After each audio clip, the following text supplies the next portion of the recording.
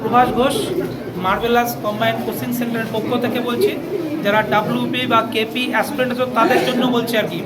তো আমি প্রত্যেক সানডেতে মক টেস্ট নিই। আজও মক টেস্ট নিয়েছিলাম। তো তোমরা দেখতে পাচ্ছ এরা সবাই আজকে মক টেস্ট দিয়েছে। প্রায় 105 জন আজকে মক টেস্ট দিয়েছে, 105 জন মক টেস্ট দিয়েছে। তো 105 জনের মধ্যে 65 প্লাস পেয়েছে এরা তিনজন। তার মধ্যে সোমনাথ পেয়েছে 68, এও পেয়েছে 68, এ পেয়েছে 68.75, এও পেয়েছে 68 পয়েন্ট সামথিং।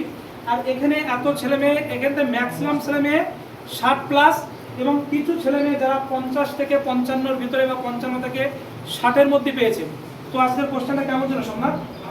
আজকের কোশ্চেন যথেষ্ট হার্ড ছিল, যেহেতু প্রত্যেকটা অঙ্ক শর্ট প্যাটার্ন না করলে এগোনো সম্ভব না।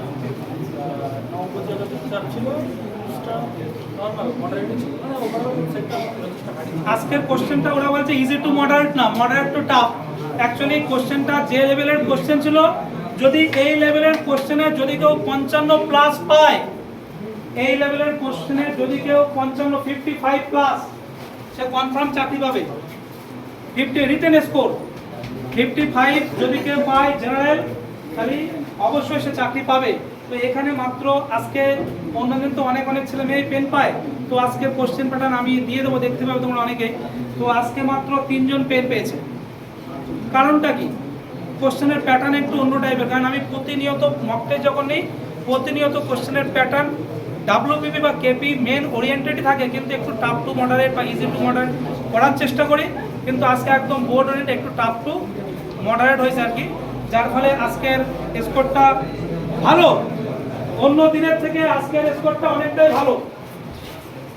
অন্য দিনের থেকে কত পাইছি আজকে? 59, অলক কত পাইছিস? 53। তুই কত পাইছিস বিক্রম? 50.25। ভাস্কর নিয়া কত? এটা নিয়ার এই ছেলেটা চাকরি পাওয়ার দরকার। এটা নিয়ার এই ছেলেটা চাকরি পাওয়ার দরকার, কিন্তু আমার কথা ঠিক মতো শুনছে না। বাড়ির লোকজনরা কথাটা, আমার কথা যারা যারা শুনেছে, আমি গ্যারান্টি সহকারেই বলছি, আমার কথা যারা যারা শুনেছে তারা প্রত্যেকে চাকরি পেয়ে গেছে।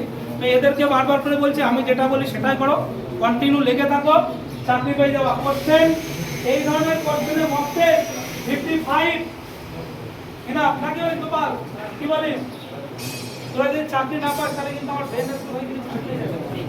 কারণ এত সুন্দর খাটাখাটনি করে কষ্ট করে কোশ্চেন বানানোর উদ্দেশ্য একটাই, যে প্রত্যেকে যেন সফল হয় বা চাকরি পায়।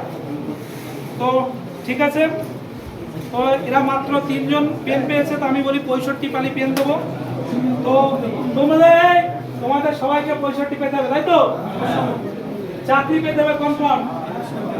এরা সবাই 65 প্লাস পেয়েছে, এদেরকে পেন দিলাম। আর সবাইকে সান্ত্বনা, যথেষ্ট ভালো স্কোর হয়েছে, কিন্তু আগামী দিন আরো বেশি ভালো পড়াশোনা করতে হবে, ঠিক আছে? যাদের স্কোর 50-এর নিচে আছে তারা আরো বেশি পড়াশোনা করো, ভালো স্কোর হবে, ঠিক আছে?